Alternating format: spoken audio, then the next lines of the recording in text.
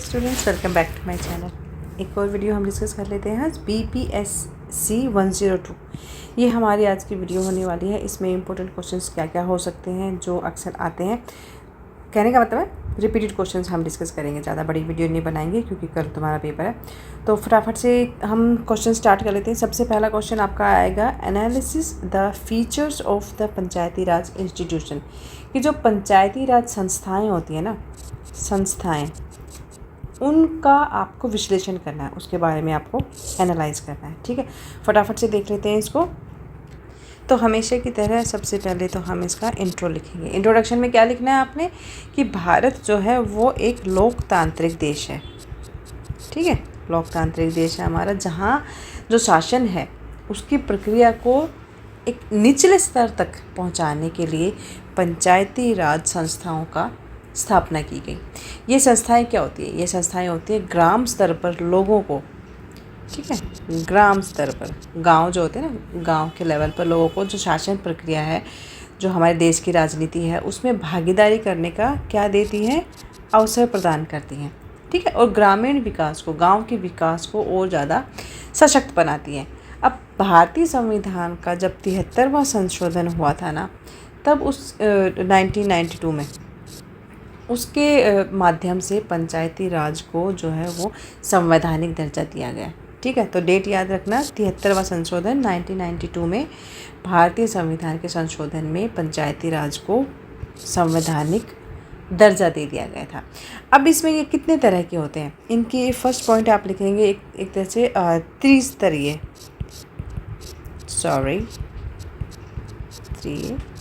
काफ़ी दिनों बाद वीडियो बना रही हूँ ना, तो थोड़ा सा लिखने में थोड़ी सी प्रॉब्लम हो रही है मुझे स्क्रीन पर। चलिए, त्रिस्तरीय संरचना, इसमें कौन कौन सी 3 लेवल आते हैं, 3 टायर स्ट्रक्चर भी जिसको बोलते हैं।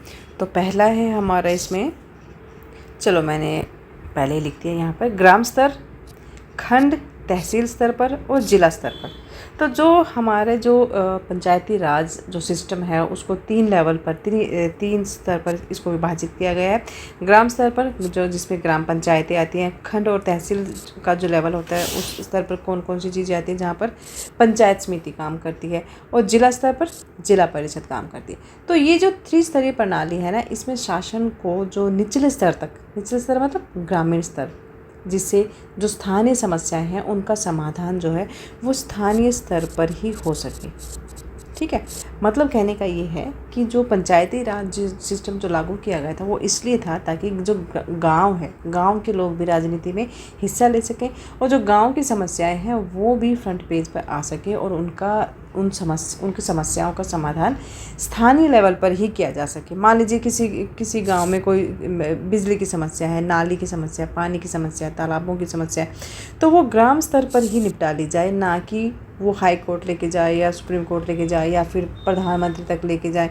ठीक है, चीफ मिनिस्टर तक लेके जाए, इतनी जो ज़रूरत नहीं होती है। उसके लिए ग्राम स्तर पर ही उन समस्याओं का निपटारा कर दिया जाए। इसलिए जो है ये जो पंचायती राज जो सिस्टम हुआ था, इनकी जो संस्थाएं हैं ये इसलिए लागू की गई थी। सेकंड पॉइंट हम देख लेते हैं। चलिए, सेकंड पॉइंट लेते हैं हम लोकतांत्रिक प्रक्रिया के बारे में। पंचायती राज संस्थाओं जो सदस्य होते हैं वो सीधे किन के द्वारा चुने जाते हैं? जनता के द्वारा चुने जाते हैं। और ग्राम सभा का जो गठन है वो गांव के जो वयस्क होते हैं, अडल्ट होते हैं ना, उनके द्वारा, उन नागरिकों द्वारा इनका चुनाव होता है, जो पंचायत के कामकाज की निगरानी करते हैं। ठीक है, उसकी देखभाल करते हैं और किस तरह से वो पंचायत के जो कामकाज हैं वो गांव के हर लेवल तक उनको लागू किया जा सके, उन चीज़ों की निगरानी करते हैं ये लोग। और ये लोकतंत्र को ज़मीनी स्तर पर एक तरह से मजबूती प्रदान करते हैं, जो हमारी लोकतांत्रिक प्रक्रिया है। ठीक है, ग्राम सभा की भूमिका क्या होती है इसमें? ग्राम सभा जो है पंचायती राज की क्या होती है? आत्मा होती है जी, सोल। ठीक है, ये एक ऐसी संस्था होती है जिसमें गांव के जितने भी सभी मतदाता होते हैं ना, जो भी लोग वोट देने वाले लोग होते हैं, वो सारे होते हैं। मतलब ग्राम सभा की भूमिका में वही लोग अपना पार्टिसिपेट कर सकते हैं जो वोट डालने के लायक होते हैं, मतलब एलिजिबल होते हैं। ग्राम सभा योजनाओं की जो स्वीकृति होती है, स्वीकृति हो गया, बजट हो गया, ठीक है, विकास कार्य हो गए जितने भी, इनकी समीक्षा आदि करते हैं ये, ठीक है। और इससे एक तरह से पारदर्शिता भी बनी रहती है। फिर नियमित चुनाव प्रक्रिया, संविधान के अनुसार हर 5 साल में क्या होते हैं, चुनाव होना अनिवार्य है। इससे क्या होता है ना कि जो सरकार होती है, सरकार में एक जवाबदेही होती है और एक नियमित बदलाव जो है वो सुनिश्चित हो पाता है। नेक्स्ट पॉइंट है हमारा आरक्षण की व्यवस्था। पंचायती राज संस्थाओं में जो SC ST, ठीक है, अनुसूचित जाति जनजातियाँ और महिलाएं, ठीक है, महिलाओं के लिए आरक्षण की व्यवस्था की गई है। ये इसलिए करी गई है ताकि जो समाज के कमज़ोर वर्ग हैं उनको सत्ता में भागीदारी का अवसर देता है। महिलाओं के लिए कम से कम 33% आरक्षण की बात की जाती है, जिससे की गई है, और जिससे इस चीज़ को कई राज्यों ने तो बढ़ाकर 50% तक भी कर दिया गया है, ठीक है। और देन वित्तीय सशक्तिकरण की हम बात कर ली, फाइनेंशियल एम्पावरमेंट की। पंचायती राज संस्थाओं को स्थानीय स्तर पर गांव, उस स्थानीय स्तर पर लगाने के लिए, वसूली करने के लिए, व्यय करने का अधिकार दिया जाता है। इसके साथ ही जो राज्य सरकारें होती हैं ना, राज्य सरकारें और केंद्र सरकार, ठीक है, इन संस्थाओं को वित्तीय सहायता भी प्रदान करती ताकि ये लोग अपना काम जो है वो फ्लॉलेस कर सकें, ठीक है, कोई भी काम करने में बाधा ना आए, इसलिए इनको राज्य सरकार और केंद्र सरकार दोनों ही फाइनेंशियल हेल्प करती हैं। देन विकास कार्यों में भागीदारी। पंचायती राज संस्थाएं होती हैं वो गांव के विकास में योजनाएं बनाती हैं, उनका इम्प्लीमेंट करते हैं उन चीज़ों को, जैसे सड़कें बनवाना, ठीक है, जल आपूर्ति करना, स्वच्छता का ध्यान रखना, साफ़ सफाई का, शिक्षा हो गया, ठीक है, स्वास्थ्य हो गया, ये सारी चीज़ों का ध्यान रखा जाता है। इसके बाद हमारा नेक्स्ट पॉइंट आता है प्रशिक्षण और निगरानी, ट्रेनिंग एंड सुपरविज़न। पंचायती राज संस्थाओं के जो सदस्य होते हैं उनको समय समय पर ट्रेनिंग दी जाती है, प्रशिक्षण दिया जाता है, ताकि वो उनकी जो ड्यूटीज़ हैं, उनको जो काम दिए गए हैं ना, वो उसको ठीक ढंग से निभा सकें। इसके साथ साथ ही इन संस्थाओं के जो काम होते हैं ना, इन संस्थाओं को जो काम दिए गए हैं, जो ड्यूटीज़ दी गई हैं, उनकी निगरानी भी की जाती है, ठीक है। इसके बाद आप निष्कर्ष लिख देना, ठीक है। निष्कर्ष में हम लिखेंगे कि पंचायती राज संस्थाएं भारत के जो ग्रामीण विकास है और लोकतंत्र, इसकी जड़ों को मजबूत करने का एक महत्वपूर्ण माध्यम है, ठीक है। ये संस्थाएं लोगों को शासन में भाग लेने का अवसर देती हैं और स्थानीय समस्याओं का समाधान जो है वो स्थानीय स्तर पर करती है। इसकी मजबूती, अगर पंचायती राज संस्थाएं मजबूत होंगी तो इससे जो भारत है वो सशक्त बनेगा और सशक्त भारत का एक तरह से निर्माण होगा। ये क्वेश्चन हमारे एक पे कंप्लीट हो गया। सेकंड देखते हैं। नेक्स्ट हम क्वेश्चन करेंगे, भारतीय संविधान की मुख्य विशेषताओं का वर्णन कीजिए। हमारे संविधान की क्या क्या विशेषताएं हैं उसके बारे में आपको बताना है यहाँ पर, ठीक है। इसमें देखो, अभी तक तो इतना हम सबको पता ही है कि हमारे संविधान कब बना था, कब उसकी स्थापना हुई थी, उसमें किन किन चीज़ों के बारे में बताएंगे कि भारतीय संविधान जो है भारत का सर्वोच्च कानून है, ठीक है। ये देश को एक लोकतांत्रिक और धर्मनिरपेक्ष, ठीक है, समाजवादी गणराज्य राष्ट्र बनाता है, ठीक है। इसको एक्सेप्ट कब किया गया था? 26 नवंबर 1949 को, और लागू कब किया गया? 26 जनवरी 1950 को, ठीक है। डॉक्टर भीमराव अंबेडकर की अध्यक्षता वाली संविधान सभा ने इसको तैयार किया था। भारतीय संविधान जो है वो हमारा विश्व का सबसे लंबा लिखित संविधान है। इसकी जो विशेषताएं हैं वो हम एक एक करके डिस्क्राइब कर लेते हैं यहाँ पर। फर्स्ट पॉइंट हमारा लिखित संविधान। लिखित संविधान, भारतीय संविधान एक लिखित संविधान है जिसमें सारे कानून, अधिकार, ठीक है, कानून, अधिकार और सरकार की कार्यप्रणाली, किसकी? सरकार की, ठीक है, उसको विस्तार से बताया गया है।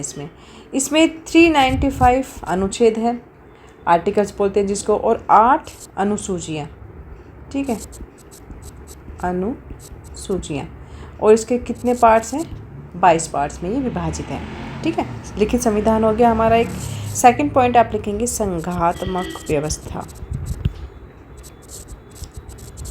इसके बारे में हम पॉइंट लिखेंगे, भारत एक संघीय राष्ट्र है, ये बताना है आपने। संघीय राष्ट्र जिसमें सत्ता जो है वो केंद्र और राज्य इनके बीच होती है, लेकिन इसे एकात्मक संघ भी कहा गया है, यूनियन ऑफ स्टेट्स जिसको हम बोलते हैं, यूनियन ऑफ स्टेट्स बोला गया है, क्योंकि जो केंद्र सरकार होती है ना उसको बाकी राज्य की जो सरकारें होती है उससे ज़्यादा शक्तियाँ दी गई, इसलिए इसे संघीय राष्ट्र के नाम से या संघीय सरकार के भी बोला जाता है। थर्ड पॉइंट हमारा लोकतांत्रिक प्रणाली। भारत में एक प्रतिनिधि लोकतंत्र है जहाँ पर जनता जो होती है ना, जनता अपने प्रतिनिधि चुनती है। ठीक है, कैसे चुनती है? मतदान करके। सरकार जनता के लिए, जनता के द्वारा और जनता की ही होती है। ठीक है, ये स्लोगन आपने पढ़ा होगा कई बार। फोर्थ पॉइंट है हमारा संसदीय प्रणाली। भारत में संसदीय प्रणाली को अपनाया गया है। राष्ट्रपति जो है वो राष्ट्र का प्रमुख होता है। ठीक है, लेकिन जो वास्तविक जो कार्यकारी शक्तियाँ होती हैं ना, कार्यकारी शक्तियाँ होती हैं वो प्रधानमंत्री और मंत्रिपरिषद इन्हीं के पास होती हैं। ठीक है, नेक्स्ट है मौलिक अधिकार। मौलिक अधिकार भारतीय संविधान को नागरिकों को संविधान द्वारा मौलिक अधिकार प्रदान किए गए हैं। अब मौलिक अधिकार कौन कौन से हैं? फर्स्ट है हमारा समानता का अधिकार, स्वतंत्रता का अधिकार, शोषण के विरुद्ध अधिकार, धार्मिक स्वतंत्रता का अधिकार, सांस्कृतिक और शैक्षणिक अधिकार और संवैधानिक उपचारों का अधिकार। ये सारे अधिकार जो हैं व्यक्ति की गरिमा की क्या करते हैं? रक्षा करते हैं। ठीक है, इसके बाद हम बात करेंगे मौलिक कर्तव्य। नेक्स्ट पॉइंट है हमारा मौलिक कर्तव्य। 1976 42वां संशोधन के द्वारा नागरिकों को 11 मौलिक कर्तव्य दिए गए, जोड़े गए संविधान में, जैसे देश की एकता और अखंडता की रक्षा करना, पर्यावरण की रक्षा करना, ये सारी चीज़ें भी जोड़ी गई। फिर निर्देशक सिद्धांत। संविधान ने ऐसे सिद्धांत दिए हैं जिन्हें सरकारों को जो नीतियाँ होती है ना उन नीतियों में अपनाना चाहिए, जैसे गरीबी हटाना, गरीबी उन्मूलन। ठीक है, समान शिक्षा, सबको समान शिक्षा दी जाए, जो हेल्थ से रिलेटेड स्वास्थ्य सेवाएं आदि, ये सारे जो सेवाएं होती है ये इसमें सरकार की नीतियों को अपनाने चाहिए। ये सिद्धांत दिए गए हैं, जो निर्देशक सिद्धांत है ना उसमें जोड़ा गया है इन चीज़ों को। और ये अधिकार जो है कानूनन बाध्यकारी तो नहीं है, बट ये इम्पोर्टेंट है। ठीक है, फिर है धर्मनिरपेक्षता की बात कर लेते हैं, सेक्युलरिज्म। इसमें क्या है कि भारत एक धर्मनिरपेक्ष देश है। इसका मतलब है कि राज्य का अपना कोई धर्म नहीं है। ठीक है, राज्य का अपना कोई धर्म नहीं है और सभी धर्मों को समान सम्मान दिया जाता है, धर्मनिरपेक्षता। ठीक है, नेक्स्ट है हमारा संविधान में संशोधन की व्यवस्था। भारतीय संविधान हमारा लचीला भी है, ठीक है, और कठोर भी है। ठीक है, इसमें जब ज़रूरत होती है तो संशोधन किया जाता है, लेकिन इसकी जो मूल संरचना है ना उसको नहीं बदला जाता। फिर हमारा स्वतंत्र न्यायपालिका की बात कर लेते हैं। भारत की न्यायपालिका जो है वो स्वतंत्र है और कार्यपालिका विधायिका से अलग है। मतलब न्यायपालिका हो गया, इसके बाद एक आती है कार्यपालिका और विधायिका। ठीक है, इन तीनों से अलग होती है। ये कानून की रक्षा करती है। जो न्यायपालिका कानून का काम क्या है? कानून की रक्षा करना और नागरिकों के अधिकारों की सुरक्षा करना। ठीक है, इसके बाद हम निष्कर्ष लिख देंगे और हमारा क्वेश्चन कंप्लीट हो जाएगा कि भारतीय संविधान न केवल सिर्फ एक दस्तावेज नहीं है, एक बंच ऑफ पेपर्स नहीं है, बट ये एक भारत की आत्मा और लोकतांत्रिक मूल्यों का प्रतीक है। ठीक है, इसकी विशेषताएं इसी बात में है कि ये विश्व का, वर्ल्ड का सबसे बड़ा लिखा हुआ लिखित संविधान है और हर भारतीय को समानता, स्वतंत्रता, ठीक है, और न्याय की गारंटी देता है, रक्षा करता है उसके कानूनों की। ठीक है, ये हमारा क्वेश्चन कंप्लीट हो गया। नेक्स्ट देखते हैं। नेक्स्ट क्वेश्चन हम करेंगे संविधान में मौलिक कर्तव्य की प्रकृति और उसका महत्व 2 चीज़ें बतानी है, प्रकृति बतानी है, प्रकृति मतलब विशेषताएं, और महत्व का वर्णन करना है हमने इसमें। फटाफट से कर लेते हैं इंट्रोडक्शन। इंट्रोडक्शन में आप लिखेंगे, भारतीय संविधान में नागरिकों को केवल अधिकार ही नहीं दिए गए हैं बल्कि उनके लिए कुछ कर्तव्य भी निर्धारित किए गए हैं। संविधान के भाग 4 का में वर्णित किया गया है कि 42वां संशोधन हुआ था 1976 जब हुआ था, तब ये जो मौलिक कर्तव्य हैं ये संविधान में जोड़े गए थे।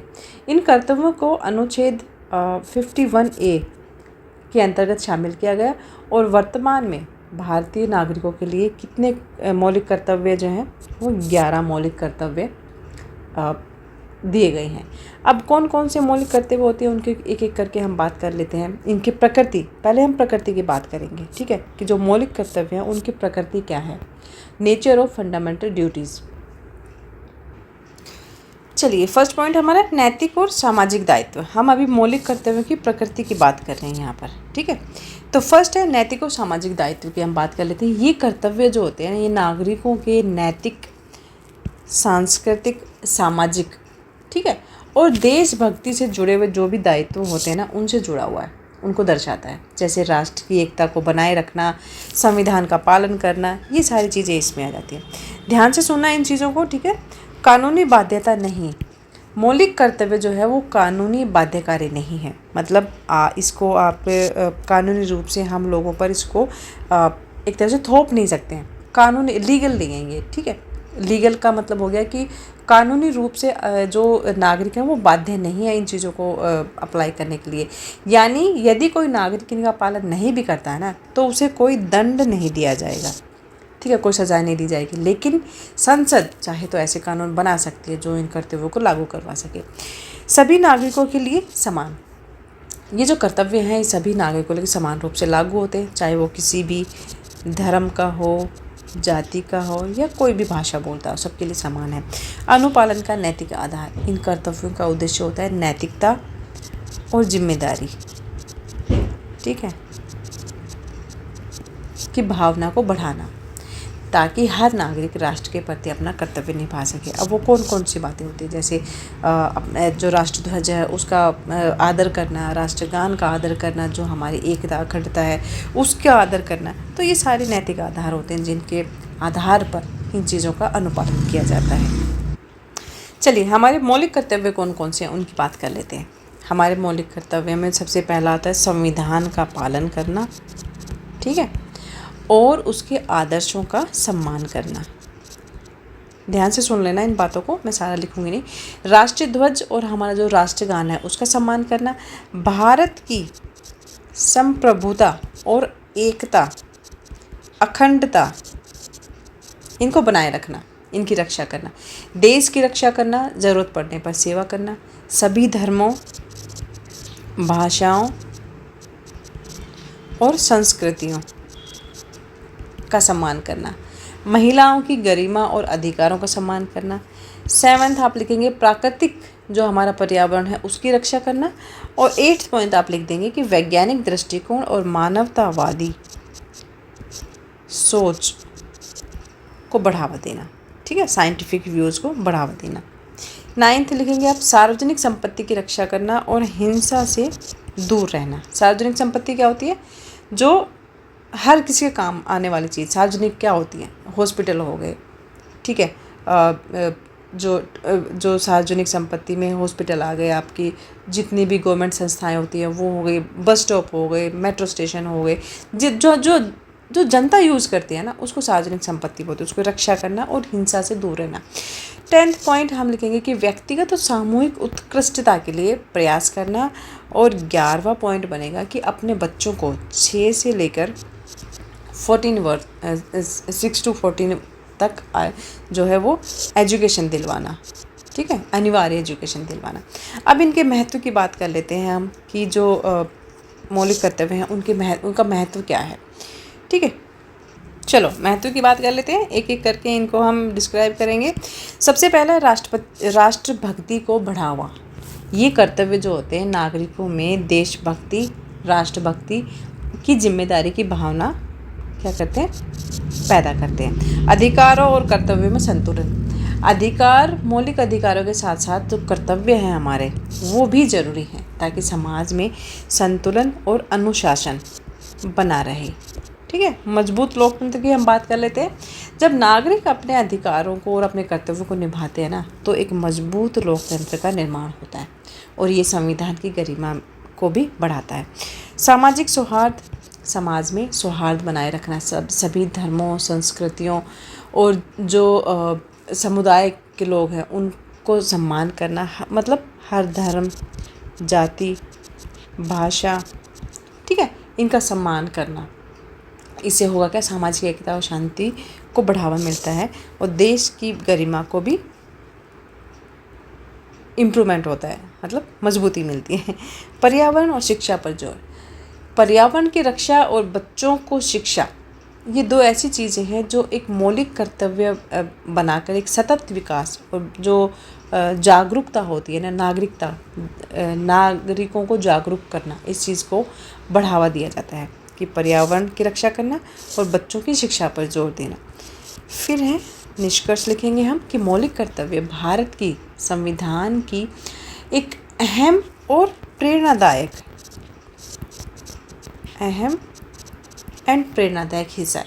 ये नागरिकों को ये याद दिलाता है कि भाई जितना ज़रूरी लोगों के अधिकार होते हैं ना, उतने ही ज़रूरी उनके कर्तव्य होते हैं। लोग क्या करते हैं कि हम लोगों को अपने अधिकार तो याद रहते हैं, हम अपने अधिकारों के लिए लड़ते भी हैं, लेकिन हम अपने कर्तव्य कभी कभी भूल जाते हैं। तो इन दोनों चीज़ों को याद रखना चाहिए और इन दोनों चीज़ों का हमें पालन करना चाहिए अपनी लाइफ में। अगर हर नागरिक ईमानदारी से अपने कर्तव्यों का पालन करेगा ना, तो भारत एक सभ्य, संगठित और सशक्त राष्ट्र बन सकता है। ठीक है, ये हमारा क्वेश्चन पेपर कंप्लीट हो गया। नेक्स्ट क्वेश्चन देख लेते हैं हम। अभी हमारा क्वेश्चन कंप्लीट नहीं हुआ है, एक लास्ट क्वेश्चन कर लेते हैं। नेक्स्ट हमारा क्वेश्चन है, भारत के राष्ट्रपति की शक्तियों की चर्चा करनी है आपने। ये क्वेश्चन भी अक्सर आता है, इसलिए हम इसको यहाँ पर इसको देख लेते हैं क्वेश्चन को कि भारत के राष्ट्रपति की कौन कौन सी शक्तियाँ मिली हुई हैं उनको, और उनके बारे में हम थोड़ा सा डिटेल में बात करेंगे। सबसे पहले हम अपना इंट्रोडक्शन लिखेंगे कि भारत का राष्ट्रपति जो है वो देश का एक सर्वोच्च क्या है, संवैधानिक पद है। ठीक है, राइटिंग के लिए I am sorry, but screen पे लिखना थोड़ा सा मुश्किल रहता है, बट इट्स। इसके साथ साथ आप लिखेंगे कि वो भारतीय गणराज्य का प्रमुख होता है। ठीक है, लेकिन भारत एक संसदीय लोकतंत्र होने के कारण राष्ट्रपति के पास जो वास्तविक कार्यकारी शक्तियाँ होती हैं ना, वो बहुत सीमित होती हैं, क्योंकि जो मेन कार्यकारी शक्तियाँ होती हैं वो तो प्रधानमंत्री के पास होती है, आप लोगों को पता ही है। फिर भी संविधान के द्वारा राष्ट्रपति को बहुत सारी शक्तियाँ दी गई हैं, जिसके बारे में हम बात करेंगे। सबसे पहले हम लिखेंगे कार्यकारी शक्तियाँ। भारतीय राष्ट्रपति की कार्यपालिका का प्रमुख होता है, ये आप लोगों को पता है। इसमें जो आप पॉइंट लिखेंगे कि राष्ट्रपति प्रधानमंत्री की नियुक्ति करता है और प्रधानमंत्री की सलाह पर ही मंत्री परिषद के जो अन्य सदस्य होते हैं उनकी नियुक्ति करता है। दूसरी बात है, वो सरकारी कार्य राष्ट्रपति के नाम से ही किए जाते हैं, सारे के सारे जितने भी सरकारी कार्य होते हैं ना, वो राष्ट्रपति के नाम पर ही किए जाते हैं। दूसरा है, वो राज्य के राज्यपाल, उनकी भी नियुक्ति करता है राष्ट्रपति। और राष्ट्रपति भारत की सेना, नौसेना, ठीक है, और वायुसेना, इनका क्या होता है, सर्वोच्च सेनापति होता है। ठीक है, फिर है सेकंड लिखेंगे हम विधायी शक्तियाँ, कौन कौन सी होती है देख लेते हैं। तो विधायी शक्तियों में आपको लिखना है कि राष्ट्रपति संसद का हिस्सा होता है। ठीक है, वो लोकसभा और राज्यसभा, ठीक है, दोनों ही सदनों के जो सत्र होते हैं ना, उनको बुला सकता है और स्थगित भी कर सकता है। ठीक है, फिर सेकंड लिखेंगे आप, संसद का पहला सत्र जो है वो राष्ट्रपति के अभिभाषण से ही शुरू होता है। ठीक है, पहला सत्र जो होता है वो राष्ट्रपति के अभिभाषण से शुरू होता है।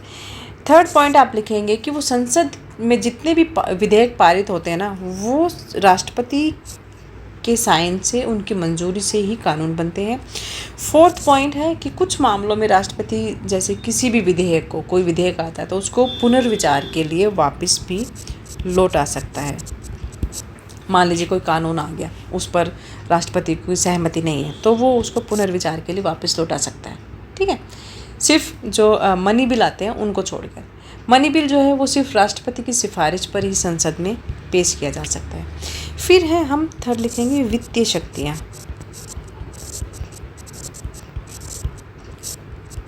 वित्तीय शक्तियों में क्या, बजट जो संसद में पेश होता है ना, वो राष्ट्रपति की सिफारिश पर ही पेश होता है बजट। फिर कोई भी जो मनी बिल होता है, मनी बिल, वो बिना राष्ट्रपति की सिफारिश के नहीं लाया जा सकता। देन 3rd पॉइंट आप लिखेंगे कि राष्ट्रपति जो है वो भारत के जो नियंत्रक होते हैं ना, नियंत्रक और महालेखा परीक्षक, ठीक है, और वित्त आयोग और जो रिजर्व बैंक है, रिजर्व बैंक के जो गवर्नर हैं, ठीक है, उनकी क्या करते हैं, उनकी पदों की नियुक्तियां करते हैं, गवर्नर के पद की नियुक्तियां। 4th पॉइंट हम लिखेंगे न्यायिक शक्तियां। न्यायिक शक्तियाँ कौन कौन सी होती हैं, राष्ट्रपति को न्यायिक क्षमादान, ठीक है, इसकी शक्ति प्रदान की गई है। इसके बाद वो जो राष्ट्रपति है वो किसी भी व्यक्ति की सज़ा माफ़ भी कर सकता है और उसे कम भी कर सकता है। ठीक है, ये उनको शक्तियाँ दी गई है, या फिर उसको टाल भी सकता है। विशेष जब खासकर जब सज़ाए मौत की जब सज़ा मिलती है ना किसी को, या फिर कोई ऐसा मामला जो केंद्र के अधीन चल रहा हो, ठीक है, तो उस परिस्थिति में वो उस सज़ा को टाल भी सकता है। नेक्स्ट हमारा आपातकालीन शक्तियाँ। आपातकालीन शक्तियाँ क्या होती है, भारत में संविधान को तीन तरह की आपातकालीन शक्तियाँ जो है वो दी गई हैं। फर्स्ट है राष्ट्रीय आपातकाल। राष्ट्रीय आपातकाल कौन कौन से होते हैं, जैसे युद्ध हो गया, ठीक है, बाहरी आक्रमण हो गया, या फिर जो सशस्त्र विद्रोह जो भी होते हैं ना, युद्ध, बाहरी आक्रमण हो गया, या फिर मतलब वही बात एक ही है, बाहरी आक्रमण और सशस्त्र विद्रोह के समय जो है वो राष्ट्रपति जो है वो राष्ट्रीय आपातकाल घोषित कर सकते हैं। फिर राज्य आपातकाल। राज्य आपातकाल क्या होता है, जब किसी राज्य में संवैधानिक संकट हो, ठीक है, संवैधानिक संकट के समय भी राज्य आपातकाल लगाया जा सकता है राष्ट्रपति के द्वारा। आर्थिक आपातकाल में बात करेंगे, देश की आर्थिक स्थिरता पर जब कोई खतरा मंडरा रहा हो ना, उस स्थिति में राष्ट्रपति को ये विशेष शक्तियाँ दी गई हैं, लेकिन वो प्रधानमंत्री और मंत्रिपरिषद की सलाह से ही ये सारे काम करते हैं। इसके बाद निष्कर्ष लिख लेना कि जो राष्ट्रपति हैं वो देश का सर्वोच्च नागरिक तो है ही, और उसमें सम्मानजनक पद पर वो उनको ये पद दिया गया है। यद्यपि वो प्रत्यक्ष रूप से तो शासन नहीं करते हैं, लेकिन संविधान की रक्षा, विधायी प्रक्रिया और लोकतंत्र की व्यवस्था में जो निरंतरता होती है उसको बनाए रखने के लिए उसमें ये महत्वपूर्ण भूमिका निभाते हैं। ठीक है, और ये भारतीय लोकतंत्र की जो एकता है, अखंडता है और स्थायित्व है उसका प्रतीक माने जाते हैं। ठीक है, चलिए हमारा क्वेश्चन पेपर कंप्लीट हो गया। मिलते हैं नेक्स्ट वीडियो में। Bye bye, take care.